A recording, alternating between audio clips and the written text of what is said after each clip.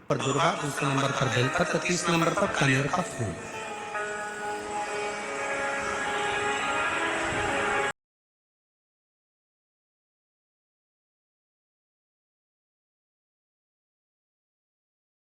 कहीं ऐसा लगता है मेरा बेटा वहां जा रहा है, कुछ गलत ना हो जाए।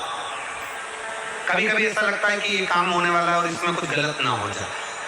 कई बार शादी पक्की हो रही है, रिश्ता पक्का हो रहा है, या कोई घर में अच्छा कार्य हो रहा है और मन में संशय उत्पन्न हो जाता है कहीं गलत ना हो जाए। मतलब उसके अंदर कहीं नेगेटिविटी आती रहती है, ये वो सोचती रहती है, उसके अंदर एक कुछ ना कुछ ऐसा तत्व चलता रहता है जिससे वो बुद्धि में, विवेक में वो चीज उसके आती रहती है। तो शिव महापुराण में गजासुर की कथा कहती है कि गजासुर ने भगवान शंकर से वर मांगा कि मैं जब आपका भजन करूं, तप करूं, साधना करूं, तो मेरे पास में ये अग्नि मेरे चारों तरफ हो जाए, जिससे मैं आपका तप, आपकी साधना अच्छे से कर सकूं, मैं आपका तप, आपकी साधना आराम से कर सकूं। शिव जी ने वर दे दिया, जब तुम तप करने के लिए बैठोगे, साधना करने बैठोगे, भजन करने बैठोगे, तब तुम्हारे चारों तरफ अग्नि प्रकट हो जाएगी। जिन माताओं को, जिन भाइयों को, जिन बेटियों को, जिन बेटाओं को, जिन मेरी बुजुर्ग माँ बाप को ऐसा लगता है, अंदर से ऐसा महसूस होता है कि कुछ गलत होने वाला है, कल कुछ गलत होने वाला है, मेरे पति के साथ ये गलत होने वाला है, मेरे बेटे के साथ ये गलत होने वाला है, या मेरे साथ कुछ गलत होने वाला है, जिसकी बुद्धि में केवल नेगेटिविटी चलती रहती है, उसको तीन चीजें शंकर भगवान को प्रदोष के दिन अवश्य चढ़ाना चाहिए। क्या क्या चीज?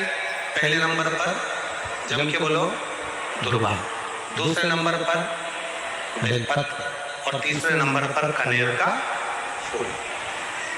और यदि ऐसा महसूस हो रहा है कि मेरे को स्वप्न भी गड़बड़ा रहे हैं, स्वप्न भी गलत आ रहे हैं, तो मेरा निवेदन रहेगा, जो दुर्वा आपने शिव जी को चढ़ाई है, उस दुर्वा को उठाकर लेकर आ जाना है, और प्रदोष काल में, प्रदोष के समय पर उस दुर्वा को चबा चबा कर खा लेना है। जिसकी बुद्धि में गलत चीजें आती रहती हैं, गलत विचार आता है, अपने हृदय में उतार कर रखना है। जो बेटियां ससुराल में दुखी हैं, बहुत कष्ट में हैं,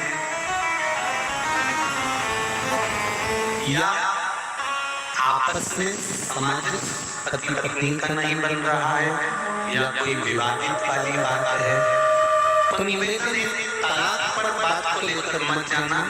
एक बार बाबा देवदेव महादेव का एक भाव जरूर प्रकट करना, महाराज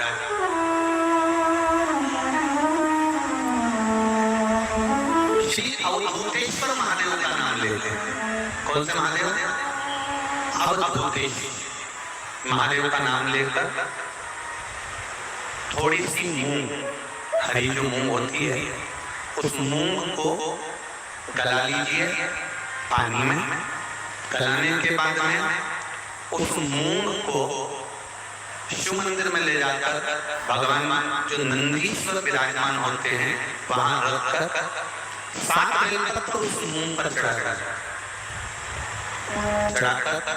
बेलपत्र मेरे देवदेव महादेव को अवधूतेश्वर महादेव के नाम से समर्पित करते हैं। वो मूंग उठाकर गौशाला में या फिर रोड पर कोई नंदी दी जाए, या गौशाला में कोई नंदीश्वर हो, तो उस नंदी को वो मूंग खिलाता है। थोड़ी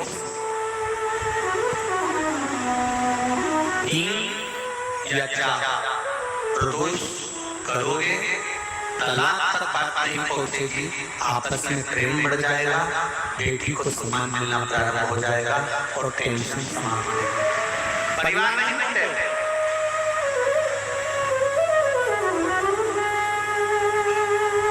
हमारे यहाँ तो मूंग का प्रयोग, जो हरी मूंग होती है, धना होता है, खड़ा धना, गुड़।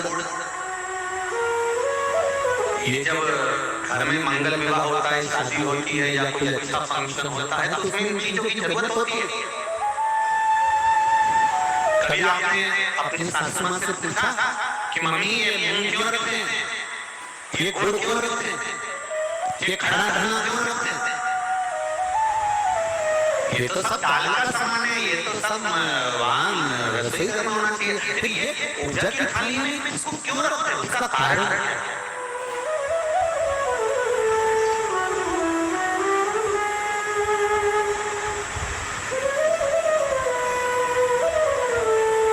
उसका कारण क्या है? कभी अपनी सासू माँ से पूछना तो सासू माँ बताएगी कि जिस समय पर भगवान शिव, भगवान महेश और उमा का संबंध हुआ था, भगवान शंकर के 51 विवाह पहले हो चुके थे पार्वती के साथ में, 52वें नंबर का विवाह है शिव जी। इससे पहले उमा, कात्यायनी, सती, कुष्मांडा, ऐसे भगवान शंकर के साथ में जो शिव जी के गले में मुंडों की जो माला होती है ना, उस माला में जो मुंड पड़े होते हैं वो 51 है। पार्वती माता ने पूछ लिया ये मुंडे किसके हैं? शिव जी ने कहा सब तेरे। पार्वती ने पूछा वो कैसे? शिव जी कहते हैं कि इतने बार प्राणों को छोड़ चुकी है और जितने बार तू प्राण छोड़ती है उतने मुंडे में गले में धारण कर दे, तेरी माला बना कर रखना।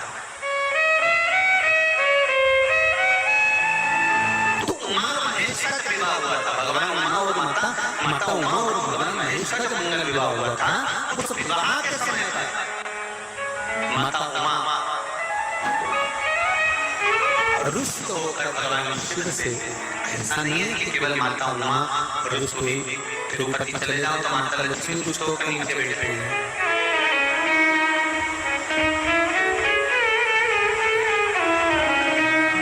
इंद्र जी का दर्शन करो तो इंद्राणी पारिजात के वृक्ष के रुष्ट होकर,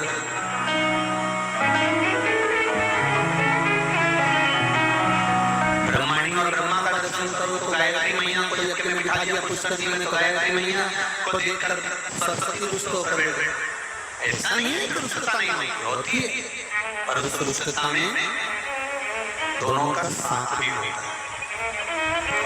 लक्ष्मी मैया से, भगवान विष्णु से लक्ष्मी ऐसे रुष्ट होकर गई कि नीचे आके बैठ गई, पर भगवान के पास नहीं पहुंची। ब्रह्माणी ब्रह्मा के पास नहीं पहुंची, पर पार्वती, उमा, सती शिव जी के पास के बिना दूर गई नहीं। दोनों पार्वती मैया माता उमा रुष्ट होकर भगवान महेश से चली गई, और जब भगवान महेश से रुष्ट होकर माता उमा जाती हैं, माता उमा चली जाती हैं, तब उस समय पर ऋषियों ने, संतों ने आकर माता उमा को समझाया। स्वयं देव ऋषि नारद जी उस समय पर पहुंचकर समझाए कि मां, यदि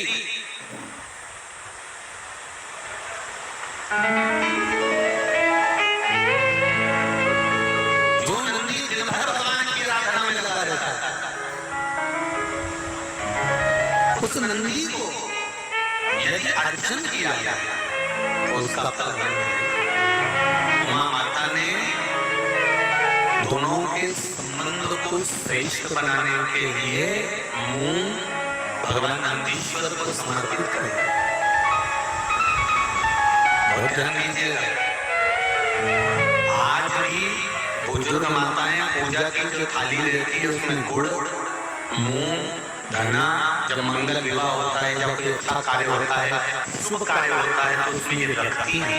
उसका कारण है कि जिसका संबंध जोड़ा जा रहा है, जो लड़का लड़की का संबंध हो रहा है, या कोई सगाई हो रही है, या इन लोगों का आपस में कोई जुड़ाव हो रहा है, या दो रिश्तेदार आपस में मिल रहे हैं, तो इन लोगों में कभी विवाद खड़ा है। कोई नया काम चालू कर रहे हो आप, कोई व्यापार के लिए जा रहे हो, नौकरी नहीं लग रही हो, सर्विस नहीं लग रही हो आपकी, आपने बहुत एग्जाम दे ली, बहुत परीक्षा के लिए आपने तैयारी कर ली है, बहुत प्रयास कर लिया, बहुत प्रयास, अथक प्रयास आपने कर लिया। भगवान प्रदोष का अगर दिन हो और प्रदोष काल का समय हो और एग्जाम प्रदोष के बाद हो, या आपको तारीख मालूम पड़ जाए उसके पहले, अगर 15 दिन 20 दिन पहले भी प्रदोष पड़ रही हो, तो बेलपत्री समभागी बना। समभागी मतलब ये जो चिकना वाला पत्ता होता है बेलपत्री का, सीधा वाला भाग, और इस पत्ती का भी सीधा वाला भाग, ये दोनों जो बेलपत्री के चिकने भाग होते हैं महाराज, ये बेलपत्री का जो चिकना भाग है और ये चिकना भाग है, इन दोनों में लाल चंदन लगाकर बेलपत्री के भाग को जोड़ना महाराज। इस भाग को अपने हस्त कमल में रखकर उल्टा हाथ उस पर रखकर भगवान देवाधिदेव महादेव के 12 ज्योतिर्लिंग का स्मरण करना। श्री शिवाय नमस्तुभ्यं, या पंचाक्षर मंत्र नमः शिवाय, या षडाक्षर मंत्र ओम नमः शिवाय।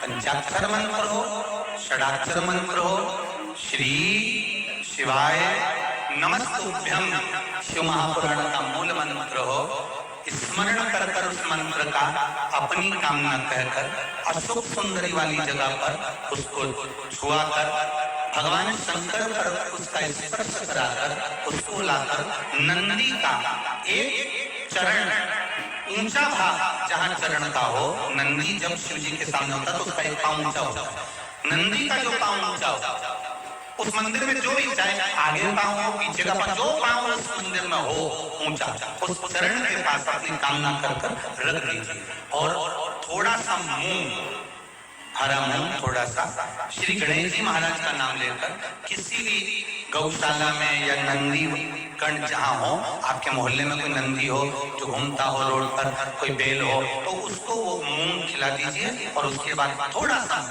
हथेली लेकर थोड़ा सा खिलाकर आप अपने एग्जाम पर या कोई व्यापार चालू कर रहे हो या नौकरी करना चाह रहे हो, सर्विस करना, आप उसके लिए चले जाओ, उसमें सफलता मिलेगी। पर करना किसको पड़ेगा? जो व्यापार करने जा रहा है, जो नौकरी करने जा रहा है, जो सर्विस करने जा रहा है, जो अप्लाई करने जा रहा है, जो अप्लाई के लिए आगे बढ़ने जा रहा है, कोई कंपटीशन एग्जाम में बैठने जा रहा है, करना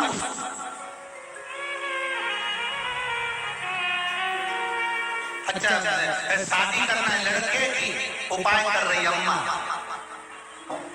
उपाय मां कर रही है, शादी करना है बेटी की, उपाय कर रही मां, थोड़ा तो बेटा बेटी का हाथ तो लगाओ, भले हो करने नहीं जाए पर स्पर्श तो कर दे उसको।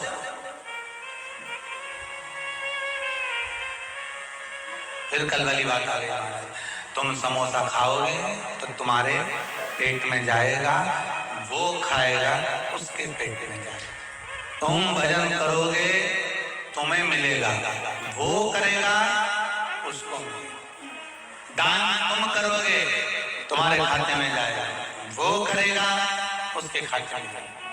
शिव कथा कर, भगवान शंकर का चरित्र कर रहा है, शिव महापुराण की कथा कर रही है, भगवान शंकर का चरित्र कर रहा है, शिव वेद का रूप धारण कर कर आए जब कष्ट, बहुत कष्ट का जीवन चल रहा हो, बहुत कष्ट की जिंदगी चल रही हो, जितने भी लोग ऑनलाइन कथा सुन रहे हैं ध्यान लगाना, अगर कष्ट का जीवन चल रहा हो, तकलीफ की जिंदगी चल रही हो, 5-7 सोमवार या तो 5 सोमवार या 7 सोमवार हाथ में दुर्वा, मान लो ये तुमने दुर्वा ले लिया, हाथ में दुर्वा, एक बेलपत्र, और उसी हाथ में अपने घर का भरा हुआ 1 लोटा जल, पहले रखना है दुर्वा, फिर रखना है बेलपत्र, उसके बाद में हाथ में 1 लोटा जल, और दोनों हाथों का स्पर्श करते हुए जो अपना पूजन का कक्ष होता है घर के अंदर का, उस पूजन कक्ष की साक्षी में खड़े होकर अपने कुल देवता, पितृ देवता और अन्य देवताओं का स्मरण करते हुए, बाबा बहुत दुखी हूँ, बहुत तकलीफ में हूँ, बहुत कष्ट में हूँ, मेरा परिवार आज दुख में है, मेरा परिवार आज कष्ट में है, दुख में है, कष्ट में है। बाबा को अपने मन का भाव करते हुए, हृदय से प्रार्थना करते हुए अपने घर के मंदिर से निकलकर फिर उस जल को लेकर शिवालय तक जाओ और दक्षिण की ओर खड़े होकर उत्तर की ओर मुख कर जल समर्पित करो। बेलपत्र और दुर्वा दोनों को अशोक सुंदरी वाली जगह पर चढ़ा देना। अशोक सुंदरी की जगह तो सबको मालूम है ना। अशोक सुंदरी वाली जगह पर उस बेलपत्र और दुर्वा को समर्पित कर दो। चढ़ा हुआ थोड़ा सा जल लेकर आओ, घर के दरवाजे पर उसका छींटा दे दो, लेपन कर दो और बाबा से 5 सोमवार नियम से आप दुर्वा बेलपत्र और जल का प्रयोग अगर करोगे 5 सोमवार पूर्ण होंगे। जो तुम्हारा दुख है वो समाप्त जरूर होगा। शिव करना जरूर, शिव कृपा। बस इसमें 3 चीजों का स्मरण रखिएगा, 3 चीजों का ध्यान। पकड़ रहा गला, आवाज खुल नहीं पा रही, थोड़ा आवाज खोलिए और मिठास दीजिए। शिव पुराण कर रही है, इसमें 3 चीजों का स्मरण करिए। पहले नंबर पर दुर्वा, दूसरे नंबर पर बेलपत्र और तीसरे नंबर पर जब जल चढ़ाकर वापस आओ तो अपने घर में प्रवेश के पहले देहली पर, चौखट पर भगवान शंकर के अपने घर के द्वार पर शिव का नाम लेकर जल का सिंचन। उसका फल कितना है? शिव कथा कहती है प्रदोष के दिन, प्रदोष काल में शिव जी के नाम का स्मरण प्रत्येक को कर लेना चाहिए। और एक नंदीश्वर शिव महापुराण से एक बात सीख कर जाइएगा। अगर आपको लग रहा है कि दुख समाप्ति नहीं हो रहा है, एक बीमारी से उठे दूसरी बीमारी में लग गए, फिर कोई दुख आ गया, फिर कोई दुख आ गया, फिर कोई तकलीफ आ गई, फिर कोई तकलीफ आ गई, बार बार आपको लग रहा है कि दुख पीछा ही नहीं छोड़ रहा, तो नंदीश्वर शिव महापुराण की कथा आपको कह रही है प्रदोष के दिन, प्रदोष काल में 2 जगह दिए लगाना प्रारंभ कर दो। पहला बेलपत्री के वृक्ष के नीचे,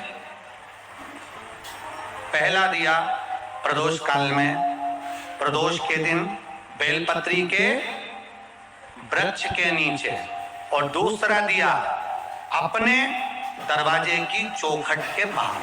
मतलब अपन बाहर खड़े होंगे, अंदर की ओर दिया नहीं, बाहर की ओर।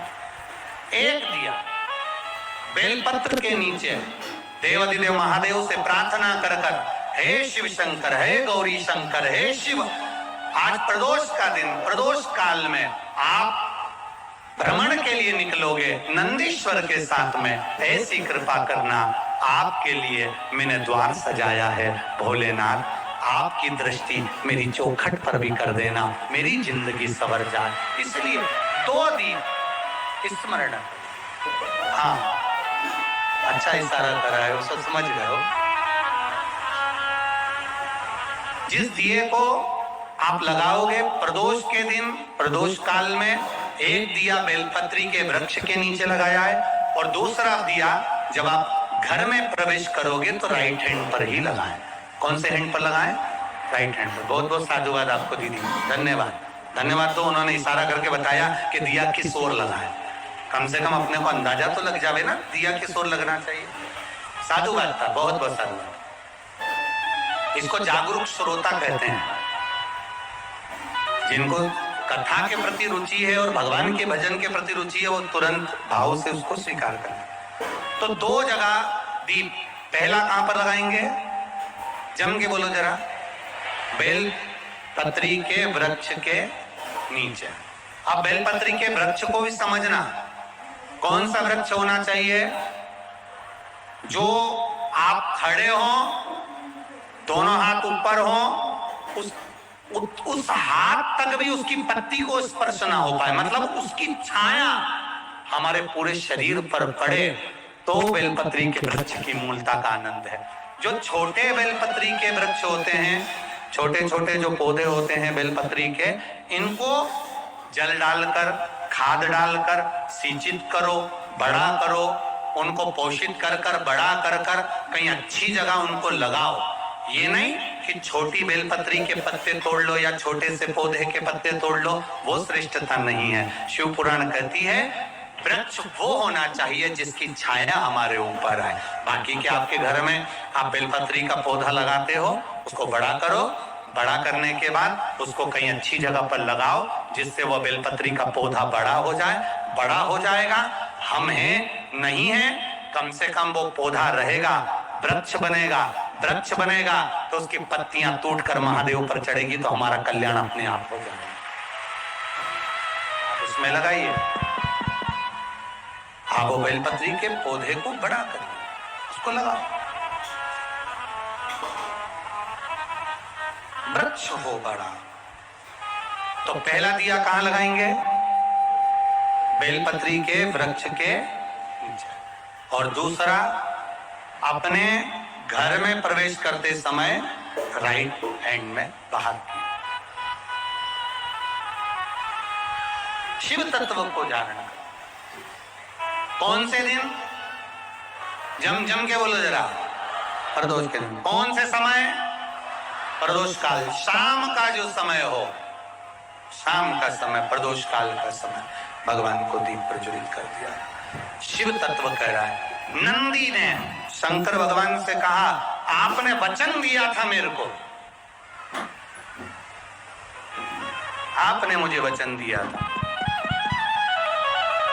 आपने मुझे वचन दिया था भोलेनाथ कि प्रदोष के दिन, प्रदोष काल में नंदी तू मुझे जहां ले जाकर खड़ा कर देगा, उसके आस पास में जहां मेरी दृष्टि पड़ेगी, वो जो मांगेगा महादेव उसकी झोली खुशियों से भर देगा। लक्ष्मी जी ने बेलपत्र के वृक्ष के नीचे साधना करना प्रारंभ किया। जैसे ही मां लक्ष्मी ने बेलपत्र के वृक्ष के नीचे साधना करना प्रारंभ करा तो देवाधिदेव महादेव कुछ ही समय में, प्रदोष काल के समय पर लक्ष्मी जी के सामने शंकर भगवान प्रकट। शिव जी ने पूछा, लक्ष्मी तुम्हें क्या चाहिए? लक्ष्मी जी कहती हैं, मेरी अश्व की योनि, मुझे अश्वी बनना पड़ा, घोड़ी बनना पड़ा, इस अश्व की योनि से मैं मुक्त हूं। पर प्रभु, इस अश्व की योनि से मुक्त तो हूं, पर मेरे प्रभु ने मुझे घोड़ी बनाया है, अश्व बनाया है। मैं चाहती हूं मेरे नारायण मुझे इसी घोड़ी की योनि में, अश्वी की योनि में प्राप्त कर। इस घोड़ी की योनि में, इस अश्वी की योनि में मेरे स्वामी, मेरे नारायण मुझे प्राप्त। ठीक है। भगवान भोलेनाथ जी ने कहा, आप चिंता ना करें, जिस प्रदोष काल में आप बेलपत्री के वृक्ष के नीचे आती हो,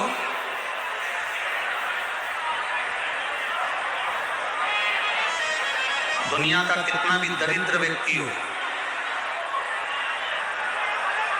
चाहे दुनिया का कोई व्यक्ति ऐसा हो जिसका कभी व्यापार चलता ही नहीं है, उसने 50 बार बदल के देख लिया, फैक्ट्री चली नहीं रही, जिस काम को करने के लिए जाते हैं वो काम टल जाता है, आज की जगह कल, कल की जगह परसों, परसों की जगह नरसों, काम होता ही नहीं। बेटा बेटी का संबंध करने जा रहे हैं पर हो ही नहीं रहा।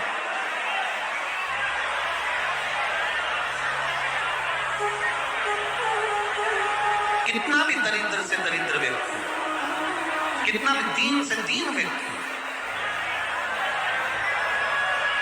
एक नियम वो अगर अपनी जिंदगी में बना ले, प्रदोष काल में, प्रदोष के समय पर बेलपत्री के वृक्ष के नीचे एक बार जाकर नमन करना और प्रदोष काल में शंकर भगवान के मंदिर में दिया लगाना, ये दो चीजें अगर वो 3 महीना भी लगातार कर ले तो उसके जीवन में कभी कोई समस्या आ ही नहीं सकती, कोई दुख आ ही नहीं। एक नियम बना, जैसे जिस नारी को, जिस पुरुष को, जिस बच्चे को, जिस बड़े को चर्म रोग हो जाता है, चमड़ी सफेद पड़ने लगती है, जब चमड़ी सफेद पड़ने लगती है, चर्म रोग जैसा जब हो जाता है या चर्म रोग उसको घेरने लगता है, चमड़ी जब सफेद पड़ने लगे या चमड़ी काली पड़ने लगे या चर्म रोग सोरायसिस जैसी बीमारी तक के लिए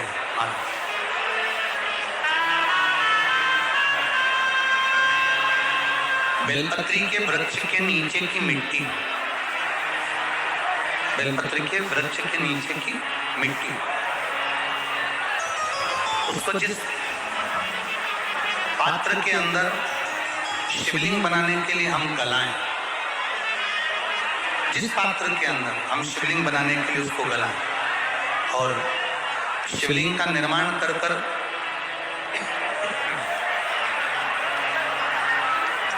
हम बेलपत्री के वृक्ष के नीचे उसका पूजन करें, उसका विसर्जन करें। और बेलपत्री के नीचे की जो मिट्टी है जिस पात्र में गलाई जाती है, उस पात्र के पानी का स्नान, उस मिट्टी का थोड़ा सा भाग अपने शरीर पर लगाकर, जहां सफेद चमड़ी हो रही हो या श्वेत चमड़ी हो रही हो वहां लगाकर और उसका स्नान करना यदि हम प्रारंभ करें। परंतु प्रदोष जैसे अपन शंकर भगवान के मंदिर जाते हैं, दर्शन करते हैं, पूजन करते हैं, उसी तरह बेलपत्री के वृक्ष के नीचे की मिट्टी को गलाकर हम शिवलिंग का निर्माण करते हैं। स्नान करना या शरीर पे लगाने के साथ में सबसे ज्यादा जरूरी है शंकर भगवान के उस शिवलिंग की पूजन करना, पार्थिव लिंग की पूजन करना। लगभग 2 शिवरात्रि निकलेगी महीने की और बाबा जहां जहां से चमड़ी सफेद हो रही होगी वहां वहां से धीरे धीरे बाबा अपने असली रंग को देना प्रारंभ कर देता है। इतना बेलपत्री के वृक्ष की पार्थिव लिंग निर्माण और पूजन की उस मिट्टी का इतना वर्णन हमारे शास्त्र करते हैं, इतना वर्णन।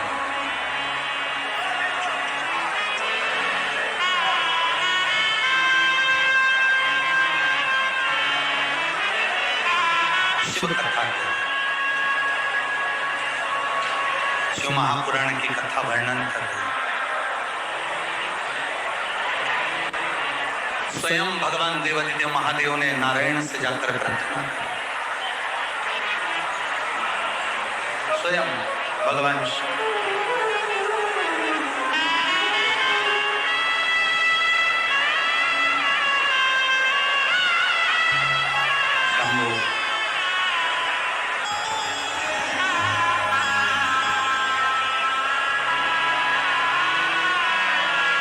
स्वयं भगवान शंकर ने नारायण से जाकर प्रार्थना करी कि माता लक्ष्मी